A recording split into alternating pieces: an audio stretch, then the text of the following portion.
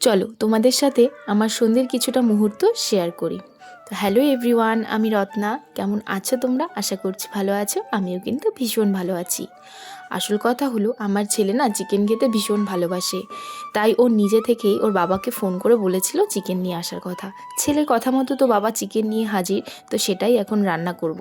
অনেকেই কিন্তু অনেক রকমভাবে চিকেন রান্না করে, তো আমি খুব সাদামাটাভাবেই রান্না করি। আমি যদিও অতটা রান্নার মধ্যে পারদর্শী নই, তবুও একটু চেষ্টা করি ভালো করে রান্না করার। তো রান্না বসিয়েছিলাম, তো তারপরে দেখলাম শুকনো লঙ্কা আর গরম মশলা ছিল না। তাই জন্য কর্তামশাইকে দোকানে পাঠিয়েছিলাম আনার জন্য। তো নিয়ে তো হাজির। আর এই জিনিসটা আমাকে দেওয়ার জন্য দুই ভাইয়ে ব্যাকুল হয়েছিল। তো বড় ভাই নিয়ে এসেছে, ছোট ভাই নিয়ে আসতে পারেনি জন্য এত রাগ। চলো রান্না স্টার্ট করা যাক। এদিকে ফোড়নে দিয়েছি গোটা গরম মশলা, শুকনো লঙ্কা আর পেঁয়াজ কুচি। আমার রান্নাবান্না না জানার প্রধান কারণ হলো আমার মা। কারণ মা আমাকে কখনো মেয়েবেলায় রান্না করতেই দিত না। তাই জন্য আমার রান্নাবান্না আর শেখা হয়নি। যাই হোক, বিয়ের পর প্রথম প্রথম আমার কিন্তু ভীষণ অসুবিধে হয়েছিল, কারণ আমি লবণের পরিমাণটাও ঠিকঠাকভাবে জানতাম না। তবে এখন অনেকটাই শিখে গেছি। যদিও পারদর্শী হয়ে উঠতে পারিনি, তবে চলার মতো হয়ে যায়। আমি আমার অভিজ্ঞতা থেকে বলবো, প্রত্যেকটা মেয়েকেই বিয়ের আগে রান্নাবান্না থেকে শুরু করে সংসারের যাবতীয় কাজকর্ম শেখা উচিত। কারণ বাপের বাড়ি আর শ্বশুর বাড়ির মধ্যে আকাশ জমিন পার্থক্য থাকে।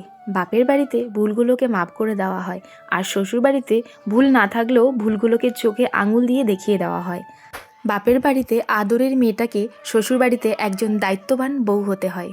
তোমাদের সাথে কথা বলতে বলতে আমার রান্না কিন্তু প্রায় কমপ্লিট।